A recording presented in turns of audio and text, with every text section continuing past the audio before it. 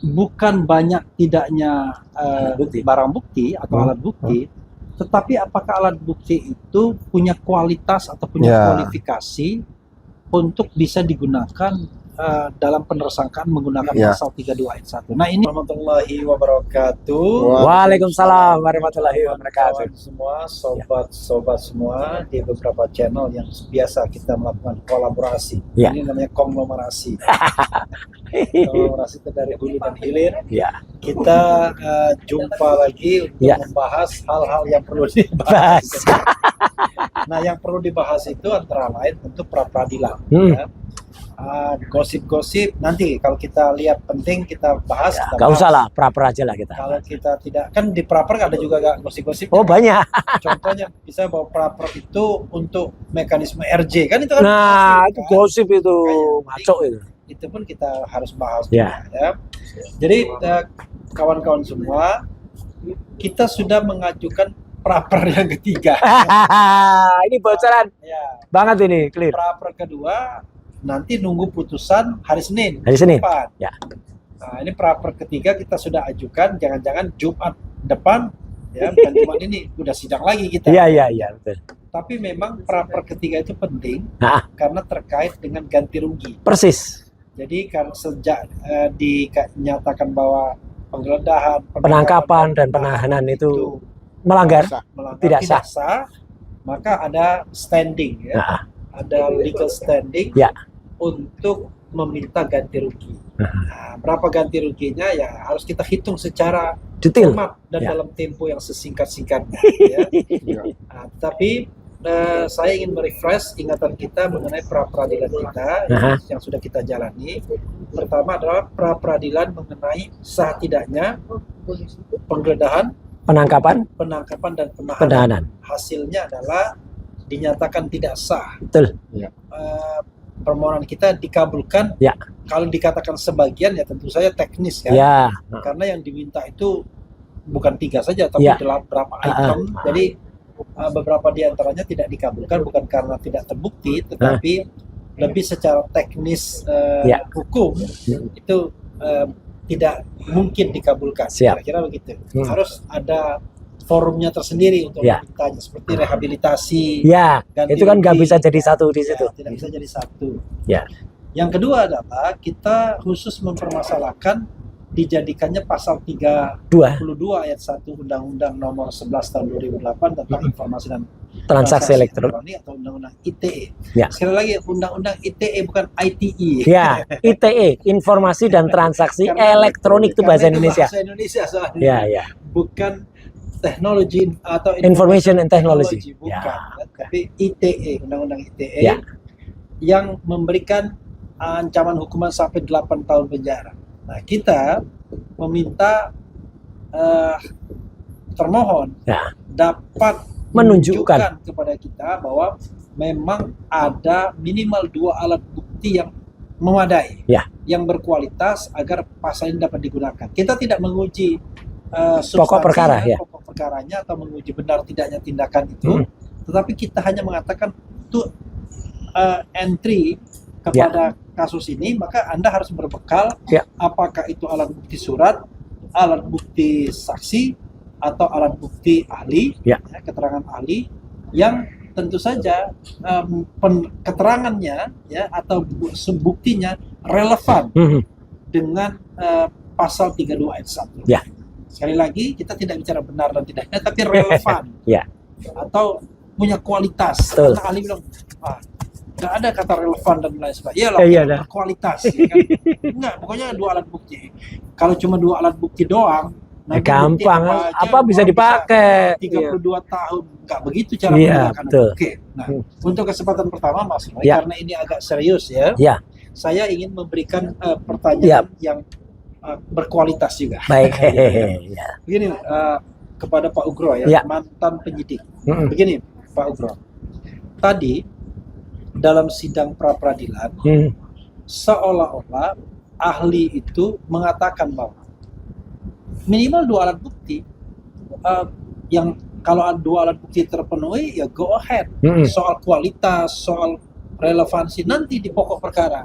Saya malah berpikir begini, kalau begitu enak sekali ya. menersangkakan orang dengan bukti apapun, ya kan?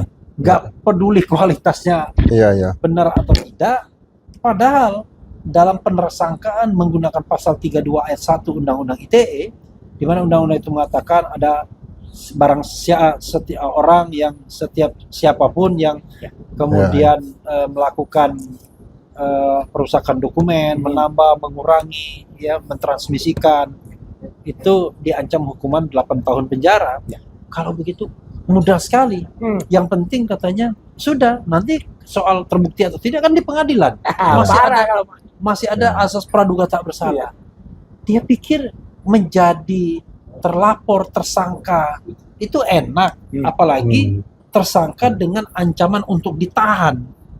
Entah itu berapa bulan, kan ada hitungan berapa hari di penyidik, berapa hari di kejaksaan, berapa hari di pengadilan untuk kemudian bisa seseorang ditahan sebelum kasus itu selesai.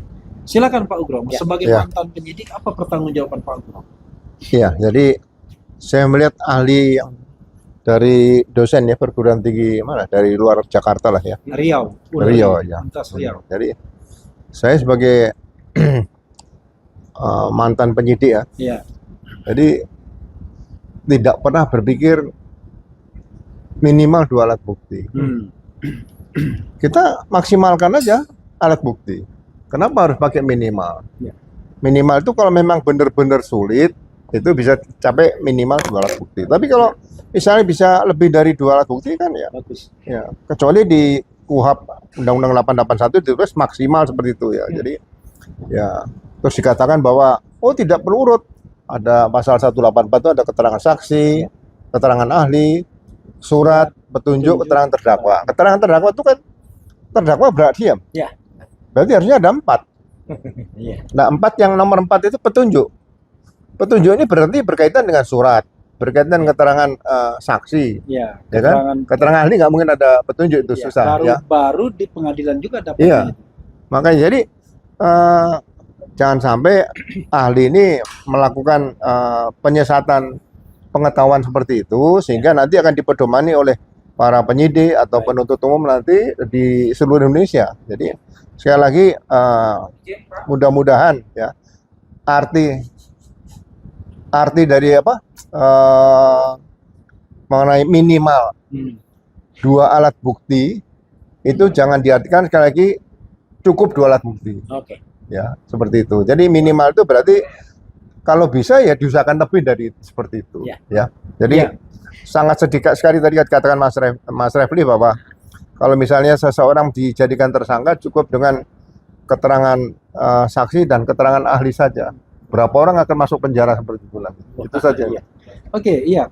Tapi yang kita persoalkan adalah bukan banyak tidaknya barang bukti atau alat bukti, tetapi apakah alat bukti itu punya kualitas atau punya kualifikasi untuk bisa digunakan dalam penersangkaan menggunakan pasal 32 ayat 1. Nah, ini yang tadi tidak dijawab dia, apakah itu punya kualitas atau tidak. Kita tidak bicara apakah perbuatan Mas Roy terbukti atau tidak, tapi kualitas alat buktinya dulu. Gitu.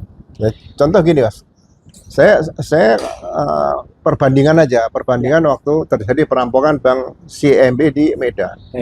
Nah, saya diskusi sama seluruh anggota waktu itu, saya tanyakan, kalau pelaku benar-benar bisa kita temukan, ya, kemudian ditetapkan tersangka, alat bukti apa yang bisa meyakinkan hakim bahwa dia pelakunya? Nah, itu pertanyaannya. Jadi kalau saksi yang melihat di TKP tempat kejadian perkara tidak ada karena semuanya stres, ya kan? Kemudian sepeda motor nomornya juga dipalsu. Kemudian wajahnya mereka tertutup semua. CCTV tidak ada. Ya. Anggota BRIMOB mati 1. Ya. Kemudian senjata M16 milik anggota BRIMOB yang mereka tembak mati dibawa kabur senjatanya. Nah, jadi kita sepakat apabila tertangkap pelaku ini tidak mungkin alat buktinya itu adalah uang yang mereka bawa dari bank. Karena uang udah habis, uang seri dari makan nggak kelihatan. Nah, Tapi adalah satu-satunya alat bukti yang kuat adalah senjata api M16 milik anggota BRIMOB yang mereka bawa. Itu satu. Yang kedua, karena saksi dari luar tidak ada, nah kita gunakan saksi mahkota nanti di antara mereka. Kan itu kebetulan pelakunya ada yang kita tangkap pada 8. Nah, di antara mereka nanti saling bersaksi untuk menunjukkan menunjuk kawannya sendiri sebagai tersangka seperti itu. Jadi sekali lagi juga ekstra hati-hati seperti itu, tidak semudah kata orang cukup 2 alat bukti seperti itu. Itu pengalaman, Mas. Seperti itu. Ya, karena kita tahu bahwa ini adalah hukum pidana ya, yang dicari atau dikejar adalah kebenaran material, bukan kebenaran formil. Apalagi ancaman hukumnya 8 tahun penjara. Nah, yang kita tidak puas dari persidangan tadi adalah pihak termohon dalam hal ini penyidik Polda Metro Jaya itu tidak menghadirkan saksi, tidak menghadirkan ahli yang bisa menerangkan bahwa sudah terjadi peristiwanya benar atau tidak itu soal lain. Sudah terjadi peristiwa sebagaimana disebut dalam pasal 32 ayat 1 tersebut. Misalnya Mas Roy ternyata melakukan pencurian terhadap data milik Pak Jokowi, baik menggunakan jaringan internet maupun menggunakan alat-alat elektronik lainnya seperti flash disk dan lain sebagainya, serta memindahkan atau mentransmisikan. Nah, itu tidak ditampilkan, padahal kita pada hari sebelumnya itu menyampaikan 4 orang saksi yang mengatakan mereka nggak pernah ditanya soal kejadian yang terkait pasal 32 ayat 1 itu. Rata-rata yang mereka tanyakan soal ijazah Jokowi dan soal pencemaran nama baik dan fitnah. Itu saja. Subscribe, share, like, and comment. Subscribe, share, like, and comment. Subscribe, share, like, and comment. Subscribe, share, like, and comment. Subscribe, share, like, and comment.